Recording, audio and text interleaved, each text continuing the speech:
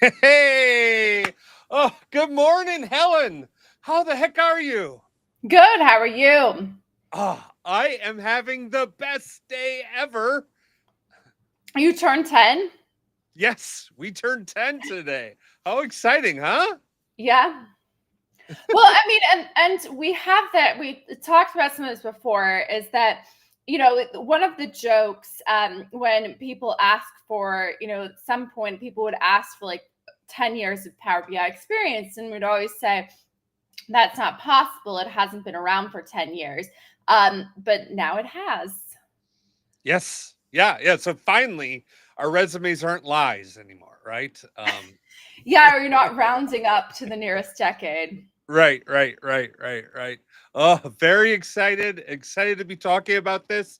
And excited to be here because we are in the ideal time slot because we're going to be going until the actual Microsoft kickoff occurs here. So we've got this up. We'll be keeping a close eye on this, and we're excited to be part of this big launch day and big celebration.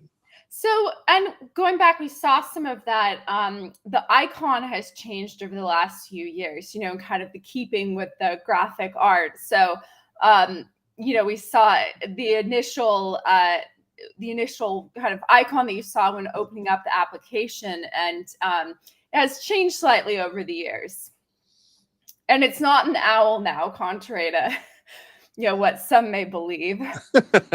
Well, the owl really only comes up when there's very specific problems or challenges here. Yeah. Uh, You Good to see actually don't everybody. really want to see the owl that much. No, the owl is less than opportunistic. So yes, that's more than a challenge. But I do want to say, like, hello to all the people in the chat. It's great to see everyone. Donald, of course, good to see you. Nice to see you as well. We've got Jason Campbell here. Andrew is on. Good morning.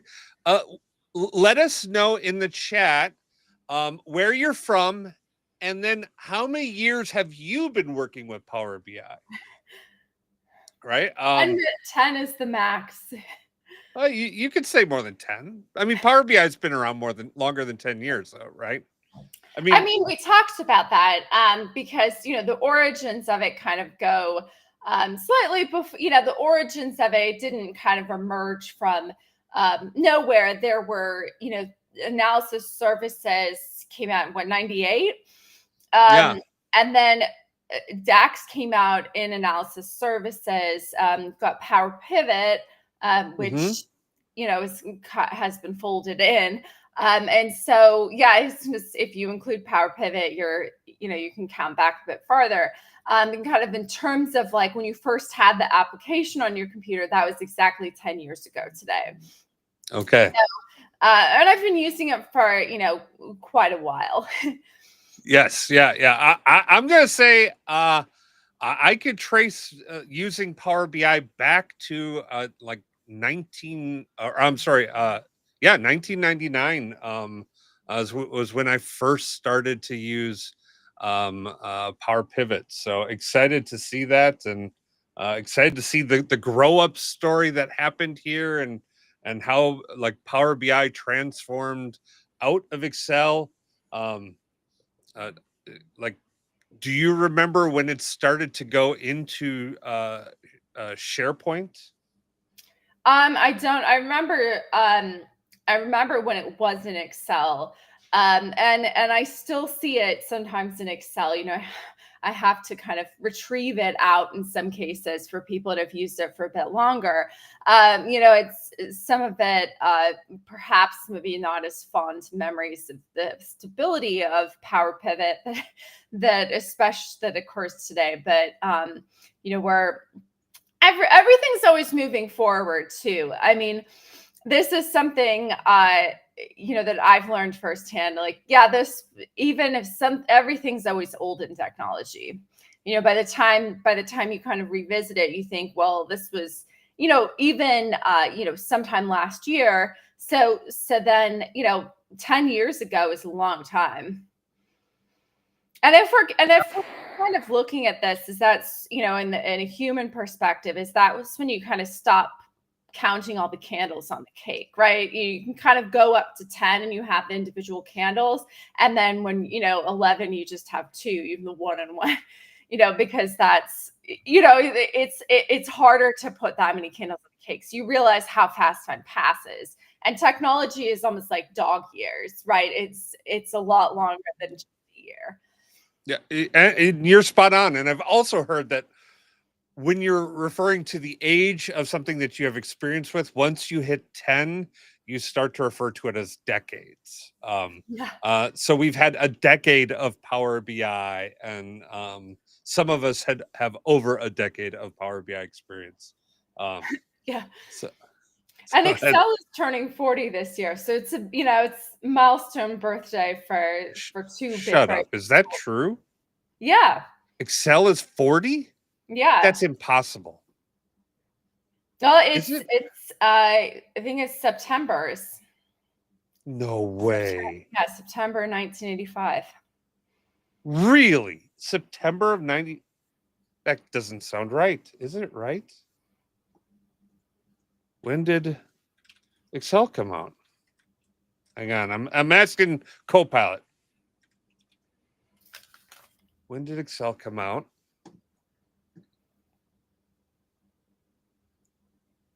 September 30th, 1985. You are spot on. Holy crap. That's crazy. That is just nuts. How long have you been working on Excel? Well, I mean, it's probably over 100 years in Excel years, right? We'll just say, you know, if we can probably if for each year of technology, it's probably a decade, right? You know, if every Right. month, every year you have a birthday, right? And you know, every month Excel has an update, or not Excel has an update, Power BI has an update, for example. So maybe it's 12, you know, 11, 12 years for every year for technology. Wow. Yeah. Well, and We'll standardize that. You know, the 7 for dog years is kind of, you know, universally used.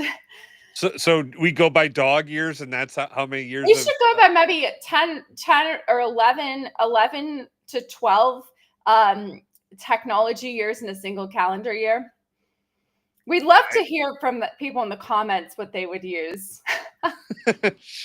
Sean Donovan is saying 100 years if you round up. Well, you want the kind of the factor for it. So, I mean, that's what I'm using is the update. You know, we've got 12 months a year, and then there are 11, you know, Power BI updates a year. Sure. So that's, you know, maybe that's a standard to go by. Of course, then, you know, now I was like, oh, this came out last month. You know, that was last year. Well, actually, that's a great point. So, the question isn't how many years of Power BI have you worked with? It's how many Power BI updates have you been through? Yes, That and I is counted that in the last one. I think that our last Power BI updates document was 50 pages, and then we have, you know, the cover page and this you know, over about us. So a few of those pages are dedicated to non-monthly updates, and then we did have placeholders in there. But you know, this was going back. We started doing an update together September 2021. Mm-hmm. So that would be, you know, over 40 years in technology years. I mean, that is just absolutely crazy. And you know, this is actually, you know what, we've jumped way into this, Helen. This is We've your got first time. time. Yeah, we have some time, so let's take a step back. I would come back to the Power BI updates, and we can actually like show people a little bit of this. But do you want to introduce yourself to my audience? I don't know if everyone knows you on this side. On your LinkedIn, I mean, clearly everybody knows you. But Well, okay, so I'm Helen Wall. I'm into Power BI among other things. And Chris and I do the monthly updates where we pick our favorite parts of the monthly update and put it into a consolidated document. And so I teach courses on Power BI and other tools. And I also do consulting work for clients with it. Yeah, and I'll say this whole thing kicked off, gosh, how long? 50 months ago, or in, I've got it right up. Where I've got way too many mouses. That's a problem I have. In 2021, we kicked this off when I reached out to you because like the most people I've ever seen interact with like a LinkedIn post at the time was like 128, and then you posted something about Power BI and it had 485 interactions. I'm like, what the heck are you doing? How did you do that? How, and we decided like we'd try to partner on something, and that's where this document came from. So Well, what happened was we had seen, kind of looking at the dimensionality of time, is we had mhm. seen every month we see these updates come out. And we would look at them, as this blog post, but then we also wanted a way to kind of look at it together in a consolidated view. So you can see, for example, we have a Copilot section now. And that was something, we wanted to be able to see the dimensions of time as, things updated each month. And so it was being able to find that in one place. Say, well, this came out in preview mode, for example, 4 months ago. And then now it's, generally available, X months later. Well, and that's exactly right. I use this document exactly for that purposes, right? I Like, use this all the time myself as well. yeah, like hang on, because even with Copilot and even with all the AIs out there, I found often that like you ask a question like when did this come out, whatever it is, and it struggles to find the right answer. It'll find like the last update or something along those lines, and it won't actually have the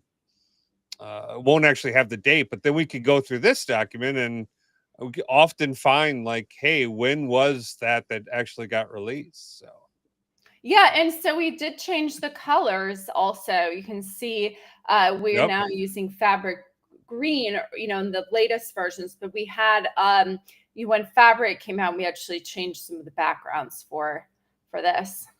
Yeah, yeah, I mean, just I mean, honestly, like you think about the number of months that we've been doing this, the number of times we've gone back and forth, and through life's ups and downs, like, hey, it's the update's out. Can you get it? Can you Yeah. get it in? Thank you so much for your partnership on that. Yeah, we do it pretty quickly. We say, okay, here's an update. One of us goes in and updates it. It kind of swings a bit like a pendulum, depending on who is able to get to it first.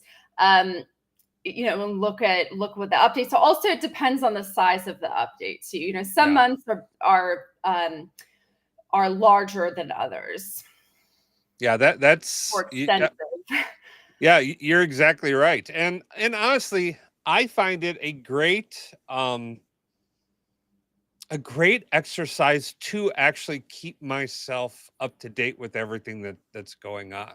Right? Mhm. Like who I don't know who LinkedIn user is, but there's a LinkedIn user who's saying how hard it is to keep up with this stuff. And if you don't have a regiment where you can go in and like make a concerted effort to update it, it just doesn't get done, right?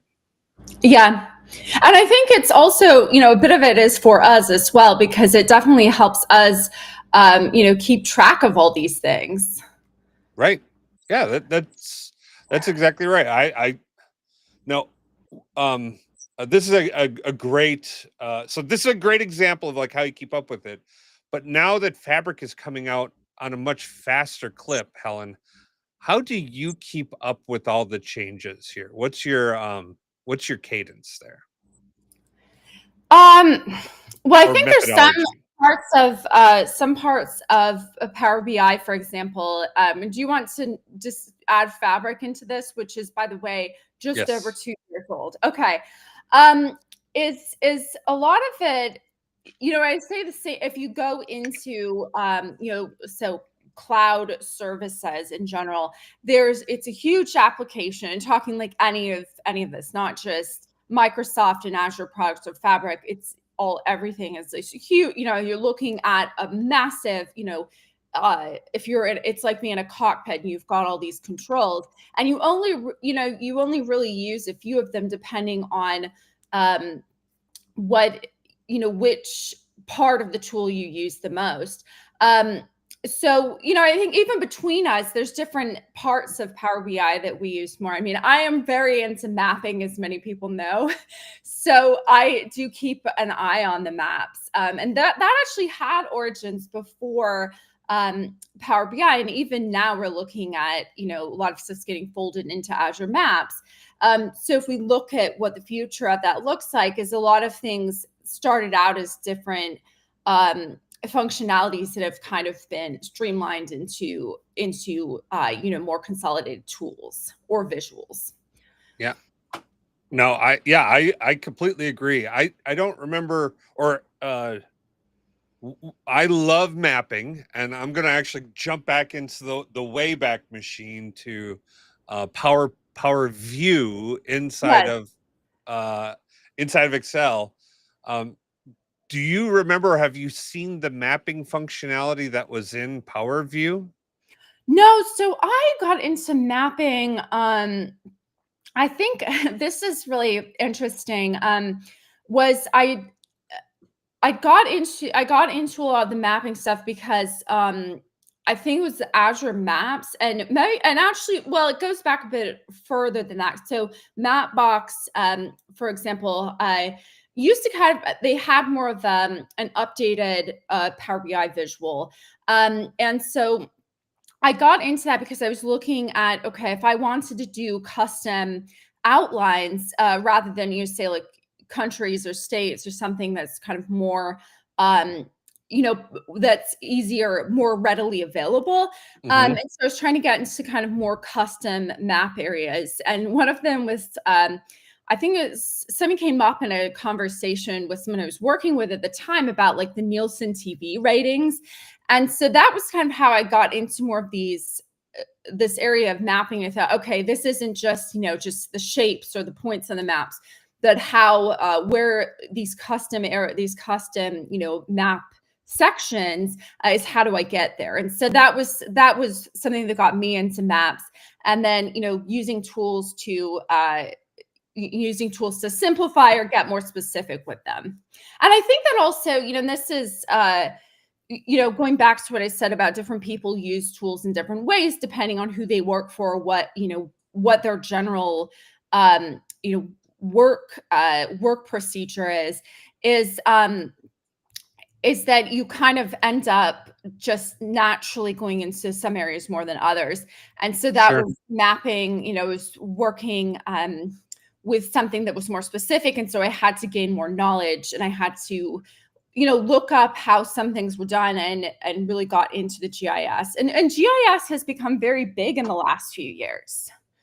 Well, it's become really good too, right? Oh, yeah. Like it's become fantastic. So yeah, and the reason I asked you about the Power View side is the mapping that once existed inside of Excel Power View. I think the ArcGIS and the GIS stuff is only now just really starting to get up to speed on. Yeah. Some of the old mapping was exceptionally good, and the big advantage that it offered was, well, it did a lot of the things that we could do today. The problem was that it was horribly unperformant.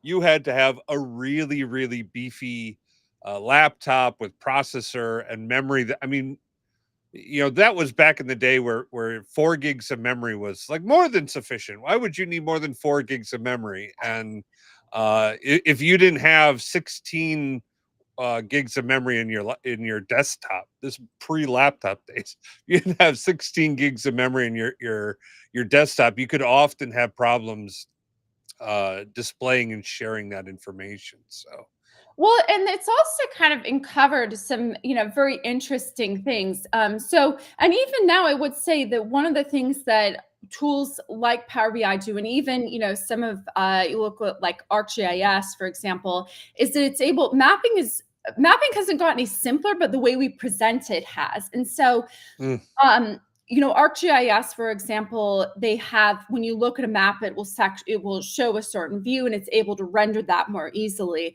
But if you want to work with it, you often have to kind of simplify the lines, because even if you look at Colorado, for example, is a rectangular state, but if you mhm. look at the borders for it, it's not like 4 points. I've used the Right. Bermuda Triangle as an example of something that, there's 4 points for. You've got the 3 points, but then you're actually connecting it back together. Is that a lot of these tools have done a good job of taking some of the complexity out, so it is faster to render because they've aggregated it on, essentially their end. And that a lot of these custom maps are, they're still complex. For example, you can get a map layer of like all the railroads, which have been simplified, by the way, over the last 100 years. And there's still so many different points, right? Think about, where's your closest train line, for example, is that's, a line on the map. So I think it's really fascinating because mapping itself is a data point, and we often don't realize that. Oh, that's really interesting. Can you and I'll say I had use cases a long time ago to do quite a bit of mapping, but it's been something I have not done a lot of recently. Um, uh, what or how has the progress in the last few years really impacted like the accessibility of mapping to people? Is it easier now? Are there any like specific tips or points you'd you'd recommend to people who want to get into mapping? So my strategy was, when you look at an ArcGIS map or Azure map, is you've got these different layers that are on top of each other. You've got kind of physical geography, which is taken from three-dimensional, this curvature, and you're projecting it onto a two-dimensional plane. Mm, And so you've got that base layer, right? And you've got some areas are more mountainous than others. There's, side note, I remember, there's topography, those globes that are actually elevated. Those are always so fascinating for me because I grew up in Alaska, and it was like this huge mountain. And you don't realize like how, vast this terrain is. And, so that was always something of interest to me. And so I would always just, look at maps whenever I have a chance. And it's so interesting. I was really fascinated by mapping when I was younger. You kind of growing up in a more isolated place was actually well connected because it was a stopover at the time. And so Where that's did you how grow up? I grew up in Alaska. But So, where in Alaska? and That's a big Anchorage. place. Anchorage. Okay. Yeah. So that was something that was always really fascinating to me, was like, why are all these planes from Asia stopping at the top of the globe? And you look at, if you take the globe and you look at it. So that was always something of huge interest to me. And then looking at, what's the fastest way between places. And what I found, kind of going, but we don't want to get into this rabbit hole because people joke like, we know how interested you are in this. I'm always learning something new about this, by the way. Is what I found was just being able to looking at maps and how they're put together, and also isolating the layers on them. Mm. So if you have, say you work for a company that has locations, all around the world, is how are you able to, first kind of think about how you're putting those on the map, and then what is the context of that geographical location? Borders, like physical, water. You've got roads, and also just being able to look at the data points associated with it, because we have kind of the physical layer, and then which can include human developed parts, buildings, roads, and stuff, and then the human layer, the data points that go on top of it. So it's all this data really sandwiched together, and you the way it's presented is it looks simplified, but it's actually, quite complex, and there's a lot of pieces that go into it.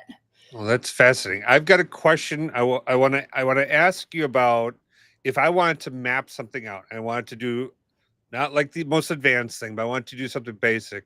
What are the data points that I need to be, curating and getting as part of the mapping?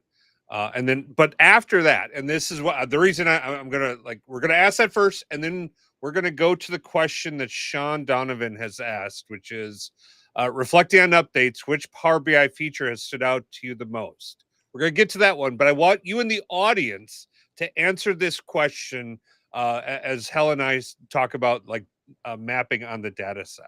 All right. So what I would think, one way to think of it is, so we are 2 data points right now. We're sitting in our chairs at our computers, and right there we can get pretty precisely where we are with modern technology. And so if we think, okay, so here's, we start with these 2 data points, but then how far apart are we, right? We can calculate that using, these geographical calculations. And there's people work in this, people work in these entire industries, and you've got kind of data, a lot of people using the data that's more organizational specific and private, and it is not publicly shared, for example. So think about, we're 2 data points, and if you want to connect them together, how far apart is that? And then let's say there's someone else, we've got, someone in Sao Paulo, so in Brazil, let's add them to it. So think of that like Bermuda Triangle, is you've got these, think of everything on the map as a data point, and then think of the layers that go into it, right? So, if you were to go between that, is how are these pieces, connected? Well, that's interesting. But so am I going to start? And I just and I apologize. Do I start with Latin long, or what? What measures? Yeah, I want to have latitude and longitude. Yeah. So Is that the best? what's my latitude and longitude coordinate Okay. with this location, and what's yours, for example. And then we start with, we are data points on here, but then we're also, we're on land. So where are those, what are those, how do we take and connect those pieces together? Because you can look at things on a blank map, for example, but when you add more context to it, it definitely is what makes maps more interesting. So I'd say focus on the different layers of it. You can turn off layers and on layers.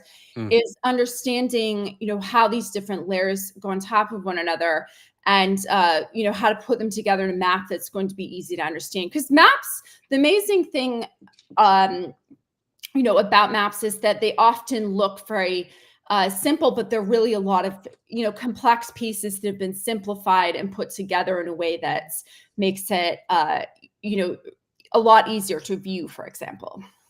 Yeah, it frequently amazes me how much work we have to do on the back end to make things look simple and easy for users on the front end. Yes. Right? Yes. But that's really true. Mapping with everything. Yeah, ain't that the truth, huh? All right, let's get to the question. Where did Sean's question go? Sean is leaving, but the updates. Okay. So we're gonna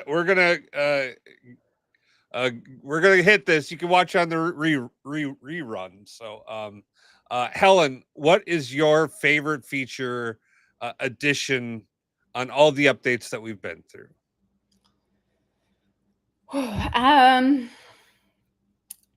Let's see. Do I have to name one? What's that? Do I have to name one? Okay, we'll say recently Start with one.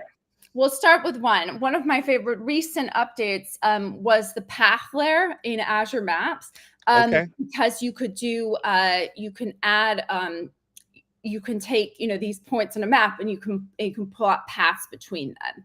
So I've seen it done in very interesting ways, like railroads, flight paths, just connecting here's the physical, flow of goods. And that's actually interesting because you have to put the points on the map yourself. So, in terms of, if you look at, we're looking at a two-dimensional plane that is, the Earth has been flattened. And so you have to actually, kind of show how the arc works, right? And that's, so you look at a flight from, say, New York to Singapore, and it's not a straight line, across the world. Oh, that's interesting. So you're saying pathing is one of your favorites? Yeah, because I think it's something that was available in another visual before. Yep. And that's, I think, Azure Maps has really consolidated a lot of those capabilities in a way that's, making everything kind of come together. I love it. Sean is calling out his personal favorite before he left. He dropped this one on us. The embedding live reports in PowerPoint decks. And Miss Belinda, hey Belinda, good to see you. Helen, have you met Belinda Allen before? I don't think we've met. I don't think so. Oh, we've got to make that a thing. She is one of the most delightful people on the planet. So, she's calling out that she really likes that as well. Personally, it's one of my biggest favorites. It's not my favorite. I'm going to tell you what my favorite is. But I'm going to say why I like this. And the reason I love that you can embed Power BI inside of PowerPoint is because where business decisions are made is with business leaders in business meetings. And in business meetings, they're using PowerPoint to display and have conversations. Yeah. This brings data into that conversation. And I think that the emphasis on the live reporting is pretty important because a lot of these the people that are making these business decisions, which has been, I think, and I'm speaking from, what I've seen, is a lot of it does get consolidated more to the top in more recent years.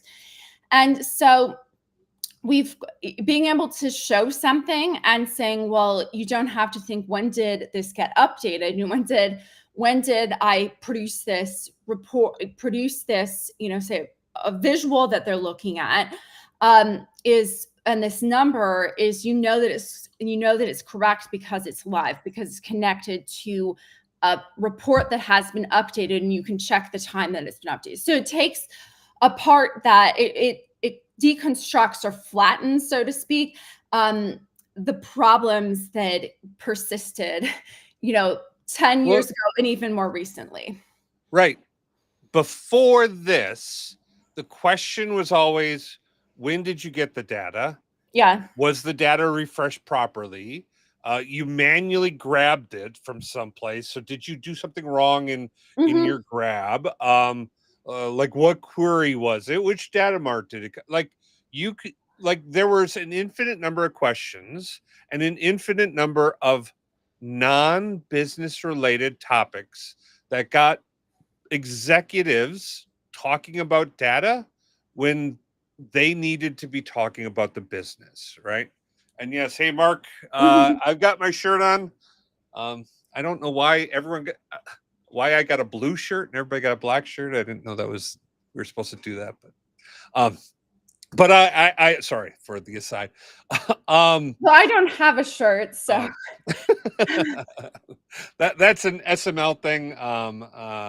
If you're not familiar, SML is Saturday Morning Learning, is a fun group that has grown very large over the last few years, and there's a large number of people here. It's an incredible community. Always excited to see people here. See people from that community. So, but back to the whole, hey, what are we talking about here?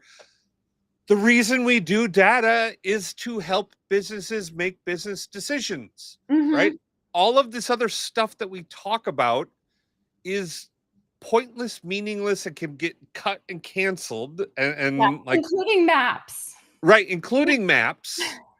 If it doesn't get to the point where people can use that information to make decisions. And so that's why I think that's a fantastic highlight um, around like embedding Power BI into PowerPoint. I think that would also mean the ability to embed into like all of our like the options, so embed inside of apps and all that stuff. I think that goes along with that. And um, yes, yeah. Well, Anything and else? also Yeah.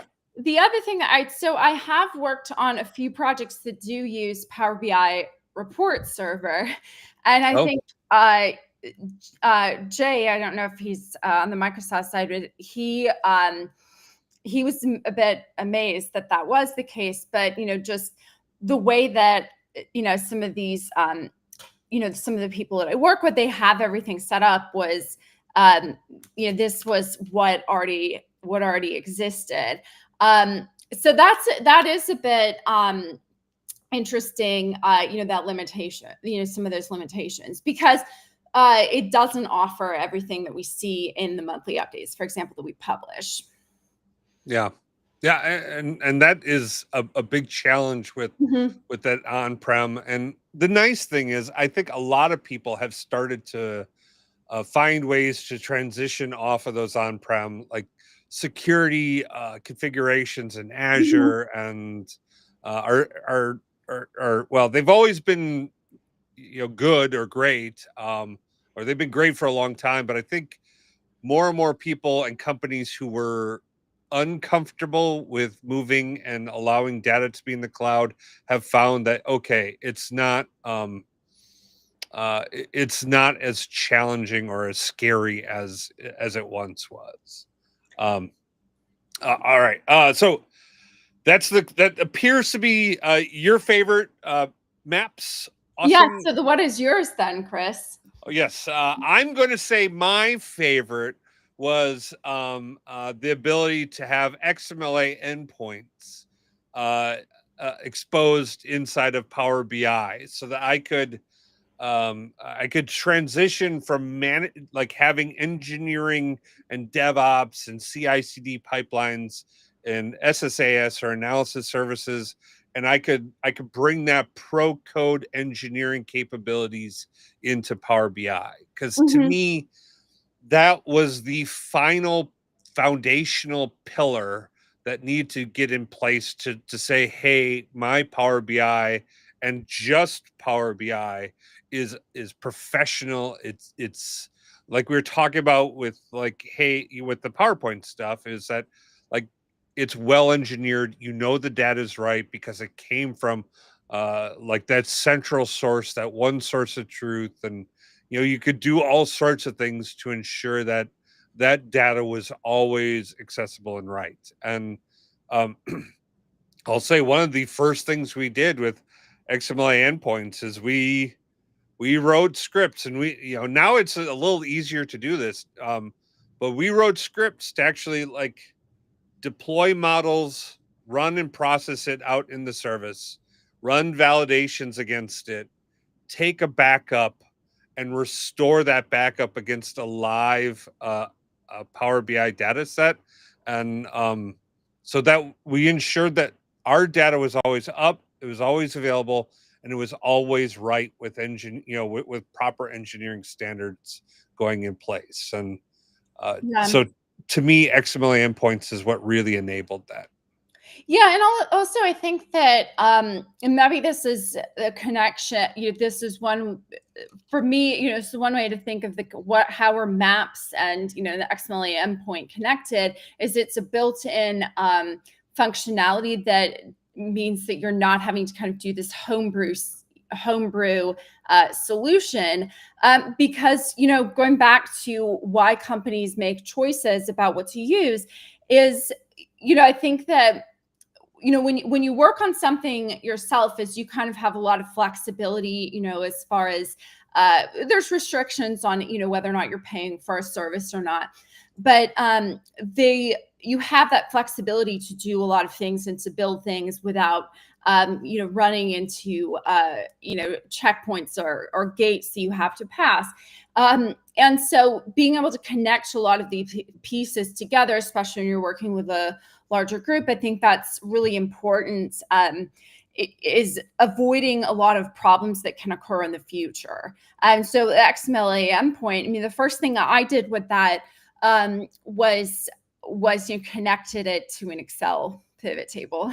That was because that was something, seen that was a frustration, was having to build multiple semantic models for the same thing because of the way how they would access them. Oh, that's a great call out, right? Like understanding that all of these pieces all fit into the broader ecosystem, and so it's not just Power BI, but it's Excel, it's SSRS, it's anything that can leverage an XMLA endpoint. Yes. Oh my gosh, what's the other big reporting tool out there? Tableau. Yeah. Tableau. Boy, it's been a long time since I touched that. But that's that, and to me that was a huge part of the grow up story with Power BI is those types of integrations. Yeah, and especially you want to avoid doing duplicated work. Right. So going with any of these, the visuals, is that things that look simplified of all these, pieces and decisions, the technical component, then the decisions of, developers like us as to whether or not, yes, this goes in or we're taking it out.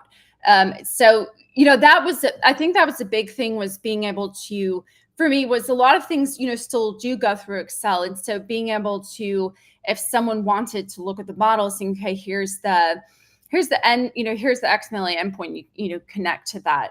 That really made a lot of things easier. Yeah, that's why it's my number one feature. Although I think Belinda, she's a smart cookie. I think she's hitting on something here that maybe we completely missed here. She's saying how Power BI changed her career. She loves data much more than ERP systems. Mark Walters is Walters saying 100% in response to that one. Did we miss the biggest thing that Power BI brought? Was the ability to do advanced analytics to the business user and the people who are most familiar with the data?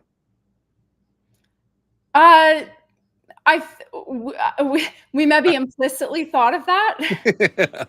I mean, because rewind Yeah. back 10 years ago, back before Power BI, you're talking SSAS multidimensional models. Yeah. The only people who could build those were IT professionals, right? Yeah, and that actually brings the point that that I have talked about before, is that previously business was like Excel. They had their tools available within the Excel package, which was not the version that we see today. Right. And then you've got IT that would develop, the backend pieces. So maintaining the databases, getting the connections set up for that, making sure that whether it's on premise or they've moved into the cloud, was that they had there was these kind of two areas that were separate. And then if they wanted something, they would have to make that request.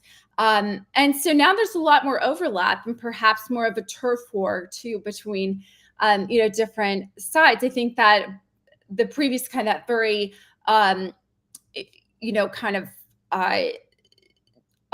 very explicit, separation between the business and IT. I think there's a lot more overlap now. Well, and I think it's overlap in a real good way, because the tools the business is using are the same foundational tools that IT would use, right? Yeah. So we're not talking the days of Access where okay, IT follows this rigorous design and build with a set of tools that IT uses and a business uses something else. It's the same foundational tool set that if business builds it and business builds it right, that's something that can scale to be an enterprise grade solution. Yeah. And I think that's also, these solutions existed and a lot of them were separate, 10 years ago, and sometimes even more recently than that. As you'd end up building a lot of duplications. I think the other thing, we're talking about this, the tools and being able to these departments and these barriers have, there's less of a wall or separation between them, is just the capabilities of the tools have increased as well. So it's not just the thinking that it goes along with it, but also the technology has shifted, and that has helped kind of shift some of the business approach as well. Yeah, I completely agree. And I am a horrible YouTuber. I forgot to do the first thing here. If you could make sure you hit like on this video, if you're on YouTube or if you're on LinkedIn or X or TikTok or the various places this is streaming, apparently YouTube now only counts views from people who like it. So, people just watch your video and they don't actually hit that like button. It doesn't matter. So I need people to hit that like button. So if you could head over and hit that like button, I'd really appreciate it. So another thing too, Mhm. I don't think we can't really talk about a lot of the discussions around business now without talking about AI, Yeah. is that role in it and also what it can and can't do. Because, Mhm. I think that as the more so I got into a lot of AI model building when it was machine learning. And so, the different label on it is when we talk about a lot of the work we do is we're trying to scale it. And so being able to, the XML endpoint is not something that's obvious, but if you've repeated the same process over and over and over again, it's like, okay, how can we avoid this duplication of work? And so I think where AI kind of comes in, gives us ideas about how to do things or how to summarize things. But at the end of it, we want to check our work. And I think that, when you get something refreshed every day, as a business is expecting the same result not the same result each time, but the same process that goes into calculating it. Yeah, and I think that actually matches and mirrors what we've seen, and honestly, why I am so excited about the Copilot integrations with Power BI is because inside of Power BI is where we're doing the things that AI, as far as I've seen in any AI out there, is bad at understanding and just natively building relationships between data. And Mm-hmm. so our semantic models that define those relationships are semantic models that have like clear defined dimensions and Mm-hmm. whatnot. If you prep that semantic model for AI, the answers that AI comes out with is very repeatable, is high quality, and can be a real good story for people. Well, but I also think that this is where you want to always check the outputs. And that's something, I've seen one of the things I've talked to a lot about people is when you get this. And I actually think that with Power BI, Copilot specifically, there's less of a variation of what its outputs will look like, but there still is that it's not a probabilistic result, right? It's Mhm. taking all these pieces, rather than putting them together in a prediction, it's pattern matching, making a prediction, and then from there it's saying, okay, here's what you can use, but you can adjust it. I think that's really the important part, is what is this output, and then how do you need to change it in order to make it work. And the other thing, you don't want to run Copilot to ask the same question every day, right? You want to use it to generate the ideas, or you can use it to generate a summary, but then check the results and then make it scalable so that when they embed it in their Power BI or their PowerPoint, page, for example, is that it's going to be calculated the same way each time. Yeah, Because the results, if you know a lot about what's going on, you know when the result is wrong. And hallucinations are not like an accident that occur. It's a feature of the product just because it is a prediction, it's this probabilistic result. And so I would say, it's really important to check your results. And I think it gets more important, every time is what exactly does this mean? And not how am I using it to ask the same question every time, but how can this guide me to a way that I'm going to make this scalable, so you're not using, you're using your own resources and, more efficiently. Well, yeah, more efficiently, but also I think that, and if you look at the Copilot, it started to do that. It's you're asking a question, it's then going and analyzing the models to try and find the answers for you. And then not only is it giving you the answer, but it's directing you to the reports that it's getting the answer from. And it's that context that like, hey, here's where you go to get the full story of this data, right? And that's where, like, I don't think AI is going to completely replace people, right? It's going to change. Like, okay, we still tell our stories with data, but AI will help people find the right story at the right time, and I'm very excited about Well, I that think it shares component. one of them. I think that, there's a lot of things that are very, that businesses are looking for specifically, right? And often people that are making these decisions have heard, pieces of things they're looking for. This particular region has been problematic, for example. So I think it is important to use it as a tool and not a replacement, for what humans can do and for Mhm. putting the model together, because it's not a solution. It's an assistant, right? It's an Right. assistant and a helper, and it's not a person. And you're not creating the same report every day and then publishing it. Like, you're creating something, modifying it, and then you're going to make sure that it's going to be done the same way, tomorrow. In when they open PowerPoint or when you're sharing something, is making sure that, that's been updated.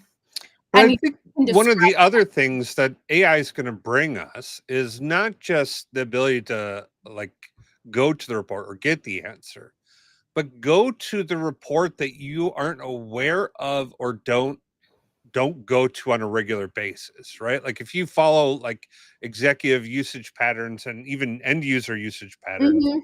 they go to 3 or 4 reports, and that's kind of like the upper bound of 80 to 90% of Power BI users, is they have a small spattering that they go to on a regular basis. Um, but that doesn't mean that's where the right information to answer that question is. And I think AI is going to help us get people to the proper report, that answers the question and the story for them. I think it's important. I think that you want to frame it as a recommendation rather than, um, here are these areas they can explore, or, here's nudge to go look at that. Mhm. Because one of the things that, you see with it's so AI models in general are very poor at doing time series analysis. You Mhm. get all of a sudden, it is 2025 is after 2015, but you see results where it doesn't really lie. It's not great at working with dates, and that's really where, like, human precision and insights come in, as we can do those time series analysis.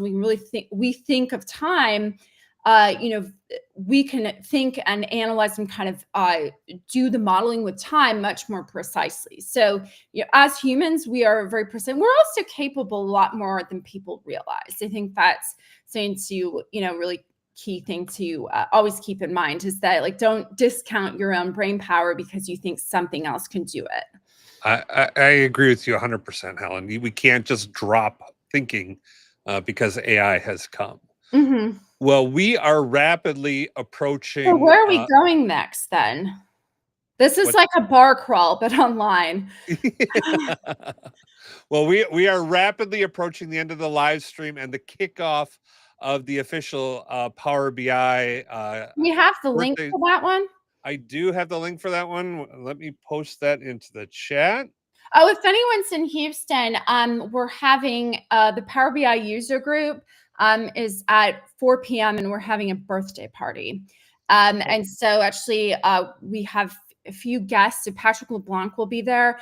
And also Lucas Meyer, who's AI extraordinaire, is going to do an MCP demo. And we'll have props and it'd be a bit of a party as well.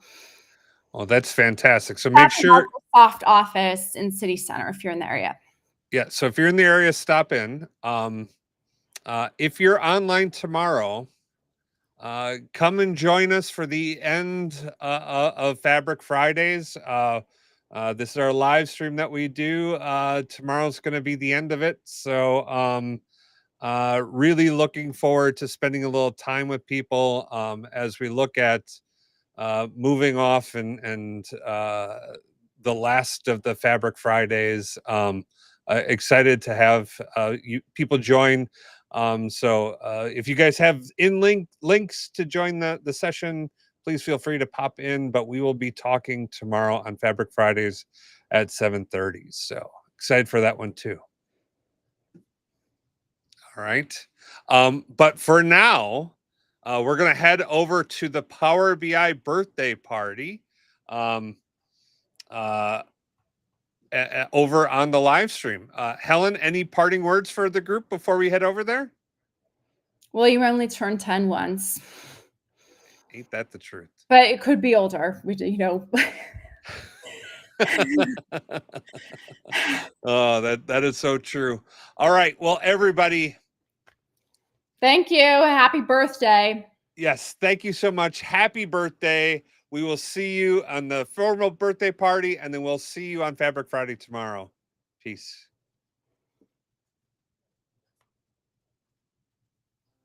Baker Tilly Digital combines strategic industry insight and advanced technical expertise to uncover and solve your digital transformation challenges. If you're interested in learning more, check out our website at bakertilly.com/digital.